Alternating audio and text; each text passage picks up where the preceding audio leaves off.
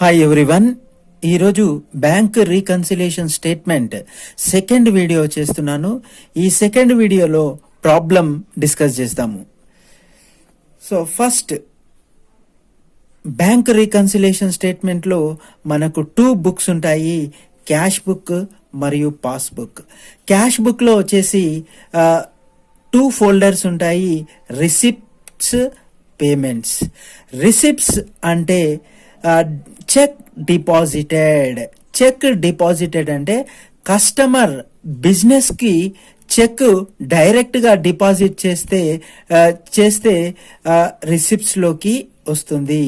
అప్పుడు business రిసిప్ట్లో enter చేసుకుంటాడు. అదేవిధంగా పేమెంట్స్ అంటే చెక్ ఇష్యూస్, ఏదైనా కూడా చెక్ బిజినెస్ సప్లయర్కి చెక్ ఇష్యూ చేస్తే ఇమీడియట్గా క్యాష్ బుక్లో డిక్రీజ్ చేస్తాడు. సో ఇక్కడ క్యాష్ బుక్లో చెక్ రిసీవ్ చేసుకుంటే బిజినెస్ చెక్ రిసీవ్ చేసుకుంటే ఇంక్రీజ్గా రిసిప్ట్స్లో చూపెట్టుకుంటాడు. అదేవిధంగా పేమెంట్స్లో ఏదైతే చెక్ సప్లయర్కు ఇష్యూ చేస్తాడో అప్పుడు డిక్రీజ్గా పేమెంట్స్లో చూపిస్తాడు. సో అదేవిధంగా పాస్బుక్, ఈ క్యాష్ బుక్ మరియు పాస్బుక్ రెండు కూడా మ్యాచ్ అవ్వాలి. సో అంటే మ్యాచ్ కానప్పుడు అవిటిని మనం రీకన్సిల్ చేసి మ్యాచ్ చేయాలి. సో ఈ రీకన్సిల్ చేసి మ్యాచ్ చేయడానికి సింపుల్ టెక్నిక్ మనం ఇప్పుడు ఒకసారి చూద్దాం. So simple method to match అంటే మనకు జనరల్గా నేను ఈజీ మెథడ్ ఫైండ్ అవుట్ చేశాను. ఈ క్యాష్ బుక్ మరియు పాస్బుక్ రెండు ఇటిని మ్యాచ్ చేయడానికి. సో అదేంటనంటే అసైన్ ఫింగర్స్ అనంటే లెఫ్ట్ హ్యాండ్ ఫింగర్ వచ్చేసి క్యాష్ బుక్ గా, రైట్ హ్యాండ్ ఫింగర్ వచ్చేసి పాస్బుక్ గా అసైన్ చేయడం జరుగుతుంది. ఇది ఒక సింపుల్ టెక్నిక్. ఈ క్యాష్ బుక్ ని పాస్బుక్ ని మ్యాచ్ చేయడానికి ఈ టూ ఫింగర్స్ అసైన్ చేసి మనం క్యాష్ బుక్ ని మరియు పాస్బుక్ ని రెండింటిని మ్యాచ్ చేయడానికి ఉపయోగపడుతుంది. ఈ టెక్నిక్ నేను ఫైండ్ అవుట్ చేశాను. సో ఫస్ట్ థింగ్ ఏంటనంటే ఇక్కడ మనం చూడాలి, ఏదైనా ప్రాబ్లంలో మీరు left hand side finger cash book గా తీసుకోండి, అదే right hand finger cash that is passbook గా తీసుకోండి. Next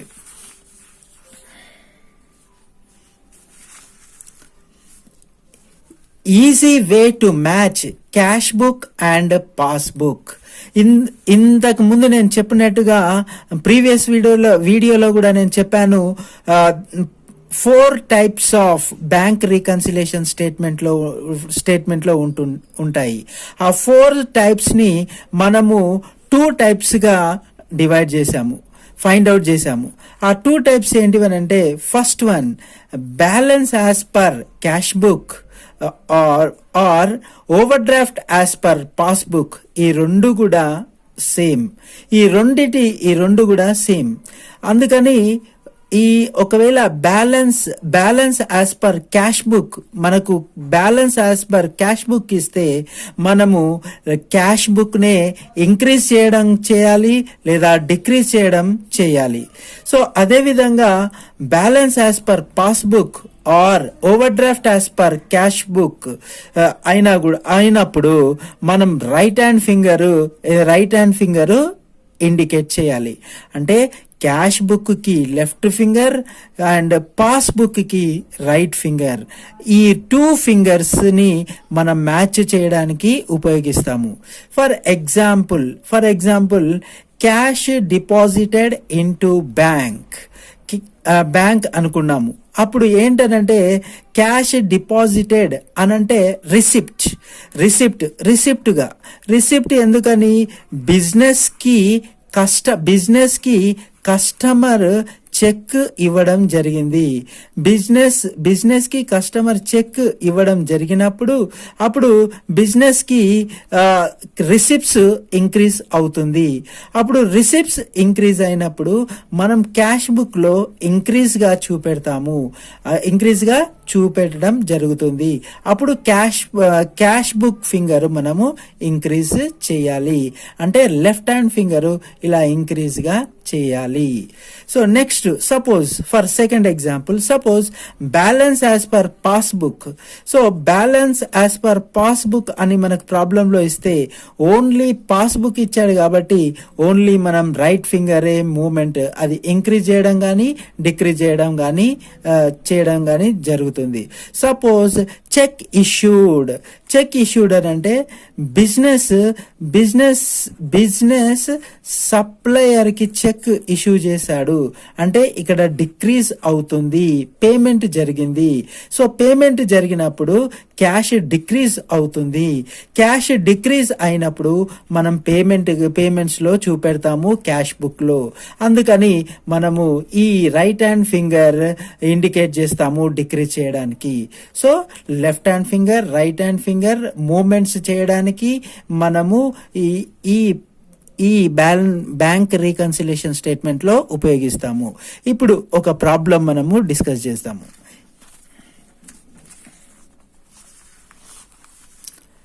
bank reconciliation statement BRS.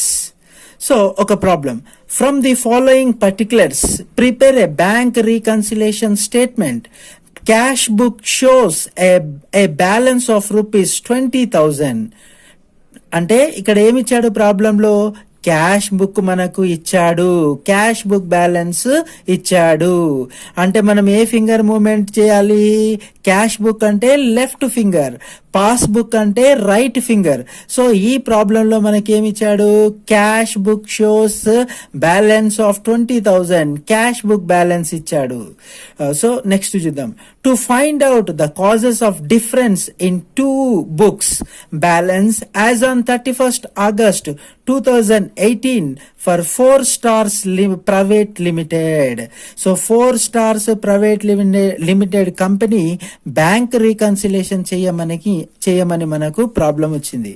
So first ఇక్కడ 2 books చేంజెస్ ఏంటివో మనం చూద్దాము. Cheque issued but not yet presented for payment. Cheque issued but not yet presented for payment ₹10,000. అంటే ఈ problem ఏ విధంగా మనం సాల్వ్ చేయాలి. సో ఫస్ట్ థింగ్,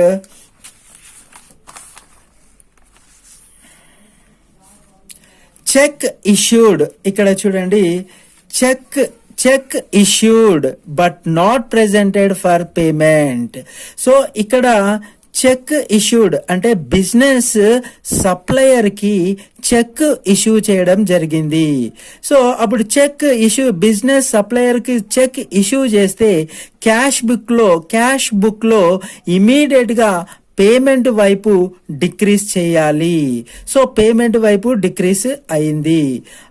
అండ్ అయినప్పుడు ఇమీడియట్ గా but not presented for payment అంటే సప్లయర్, ఈ బిజినెస్ సప్లయర్ కి చెక్ ఇచ్చాడు, కానీ ఈ సప్లయర్ ఆ చెక్ క్లియరెన్స్ చేయడానికి బ్యాంకులో సబ్మిట్ చేయలేదు.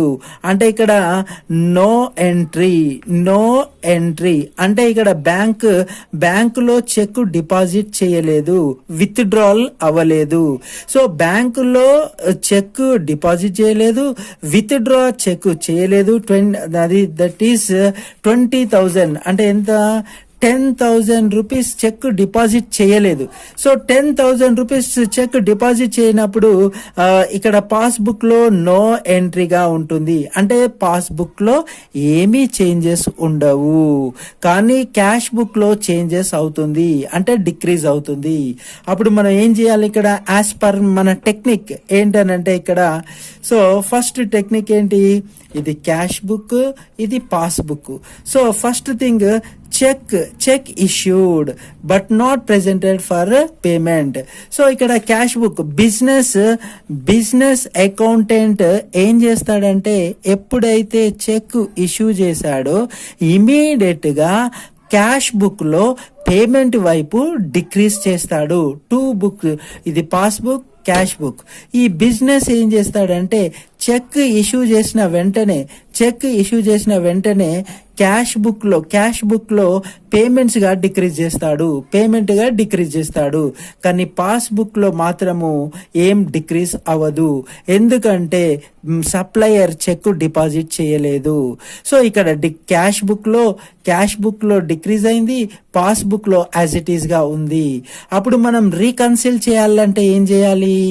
ఇంక్రీజ్ చేయాలి, అంటే మ్యాచ్ చేయాలి అంటే ఏం చేయాలి? ఇక్కడ డిక్రీజ్ ఉన్నదాన్ని ఇంక్రీజ్ చేయాలి, అప్పుడు బోత్ ఆర్ ఈక్వల్. సో ఇక్కడ మ్యాచ్ అయింది. అంటే ఇక్కడ ఏం చేయాలి మనము? ఇక్కడ క్యాష్ బుక్ ని ఇక్కడ ఫస్ట్ ఏమో రెండు ఈక్వల్ గా ఉన్నాయి. So cheque issued, so business ఎప్పుడైతే చెక్ ఇష్యూ చేశాదో డిక్రీజ్ చేస్తుంది, కానీ పాస్బుక్ లో మాత్రం యాజ్ ఇట్ ఈస్ అలాగే ఉంటుంది.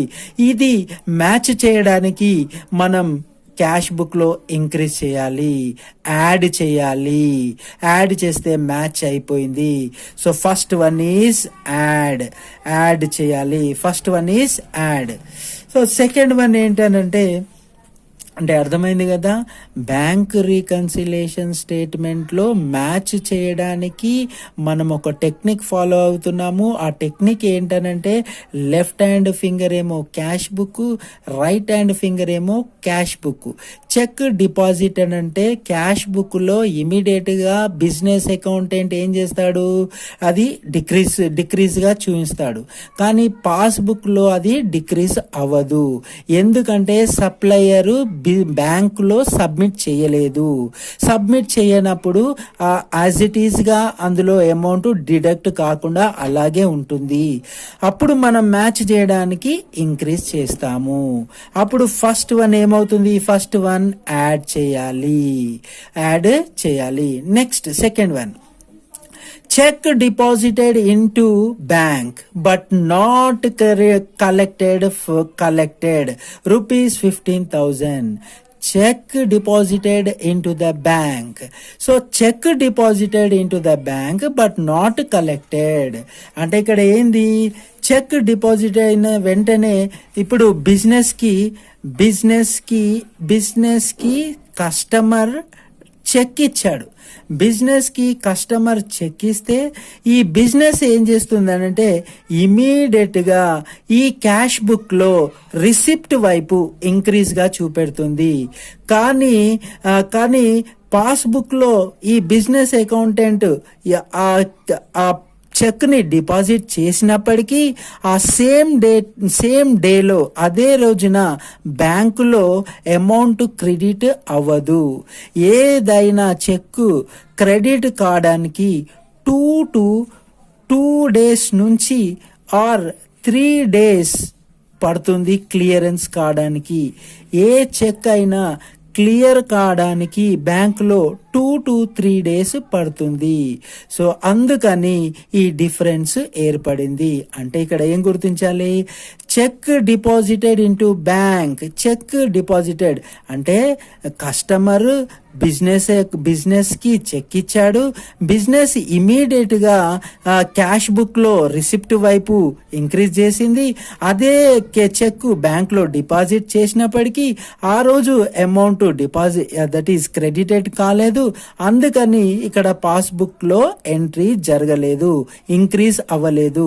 ఇక్కడ నో ఎంట్రీ, డిపాజిట్ అవ్వలేదు. సో డిపాజిట్ అవ్వనందుకు ఇక్కడ నో ఎంట్రీ అవుతుంది. అంటే ఇప్పుడు మనము ఫింగరింగ్ మూమెంట్ లో చూద్దాము. ఇక్కడ చూడండి. So cash book, first cash book.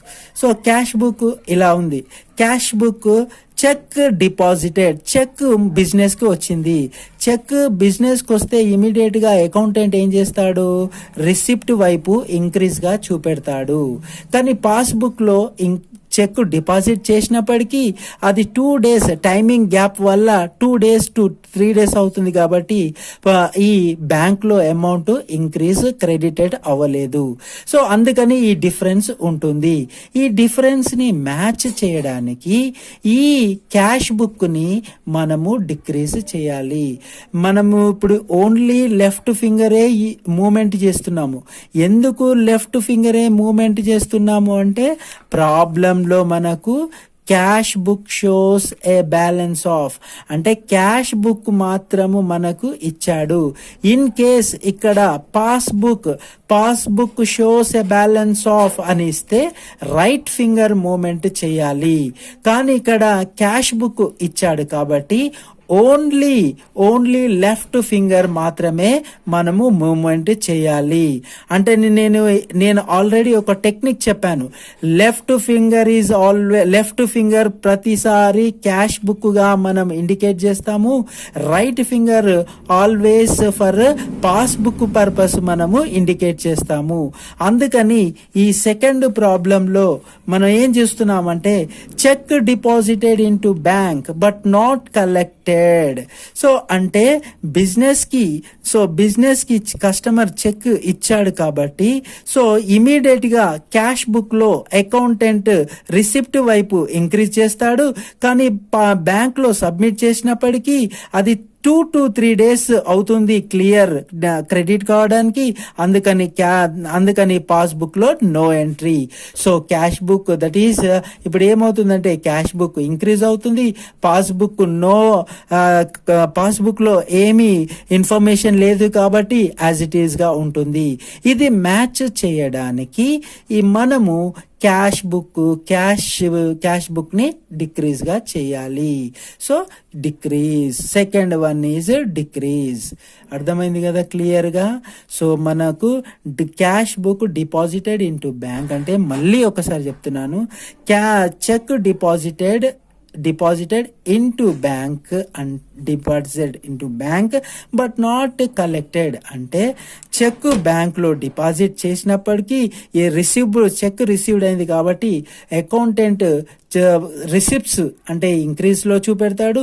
Bank ఏమి ఇన్ఫర్మేషన్ లేదు కాబట్టి యాజ్ ఇట్ ఈస్ గా ఉంటుంది. ఈ ప్రాబ్లమ్ ని మ్యాచ్ చేయడానికి డిక్రీజ్ చేయాలి క్యాష్ బుక్. అప్పుడు ఇది మైనస్. నెక్స్ట్ అర్థమైంది కదా. నెక్స్ట్ థర్డ్ వన్, బ్యాంక్ పేడ్ ఇన్సూరెన్స్ ప్రీమియం అంటే మనకు ఇక్కడ డైరెక్ట్ గా బిజినెస్ ఏం చేస్తుందంటే డైరెక్ట్ గా స్టాండర్డ్ ఇన్స్ట్రక్షన్స్ ఇస్తుంది. ఆ స్టాండర్డ్ ఇన్స్ట్రక్షన్స్ ఏంటివి అనంటే, so for example standard instructions taxes, bills, insurance ఇవి ఈ సర్టన్ డ్యూ డేట్ రోజు ఆ అమౌంట్ బ్యాంక్ ని డైరెక్ట్ గా డెబిట్ చేయమని బిజినెస్ ఇన్స్ట్రక్షన్ చేస్తుంది. ఆ ఇన్స్ట్రక్షన్స్ ప్రకారం ఆ డ్యూ డేట్ ప్రకారం బ్యాంక్ అకౌంట్ లో నుండి అమౌంట్ డ్రా చేయడం జరుగుతుంది. బ్యాంక్ పేడ్ ఇన్సూరెన్స్ ప్రీమియం అంటే బిజినెస్ ఇన్స్ట్రక్షన్స్ ప్రకారము డ్యూ డేట్ రోజు సర్టెన్ అంటే కొన్ని అది ట్యాక్సెస్ కానీ, బిల్స్ కానీ, ఇన్సూరెన్స్ కానీ, లేకుంటే బైక్ లోన్ కానీ, హోమ్ లోన్స్ కానీ డైరెక్ట్ గా క్రెడిట్ చేయమని బిజినెస్ స్టాండర్డ్ ఇన్స్ట్రక్షన్స్ ఇస్తుంది. అందుకని బ్యాంకు డైరెక్ట్ గా డ్యూ డేట్ నాడు డిడక్ట్ చేయడం జరుగుతుంది. ఆ డిడక్ట్ అయిన అమౌంట్ బిజినెస్ కి నాలెడ్జ్ ఉండదు, అంటే ఇన్ఫర్మేషన్ పాస్ అయి ఉండదు. సో ఇప్పుడు దానికి మనం ఎక్స్ప్లెనేషన్ చూద్దాము. సో ఇక్కడ బ్యాంక్ పేడ్ ఇన్సూరెన్స్ ప్రీమియం అంటే డైరెక్ట్గా వితౌట్ అంటే ఏ ఇన్ఫర్మేషన్ పాస్ చేయకుండా బ్యాంక్ అకౌంట్లో నుండి విత్ డ్రా చేస్తుంది, అంటే తగ్గుతుంది, అమౌంట్ డిక్రీజ్ అవుతుంది. సో డిక్రీజ్ అవుతుంది, కానీ క్యాష్ బుక్లో మాత్రం ఏమీ డిక్రీజ్ అవ్వదు, అక్కడ ఎంట్రీ ఉండదు పేమెంట్స్లో. ఇది ఆటోమేటిక్ స్టాండర్డ్ ఇన్స్ట్రక్షన్స్ ప్రకారము ట్యాక్సెస్, బిల్స్, ఇన్సూరెన్స్ ఇలాంటివన్నీ కూడా డ్యూ డేట్ నాడు డిడక్ట్ అవుతూ ఉంటాయి. అంటే ఇక్కడ ఏమైంది, ఇక్కడ స్టాండర్డ్ ఇన్స్ట్రక్షన్స్ ప్రకారము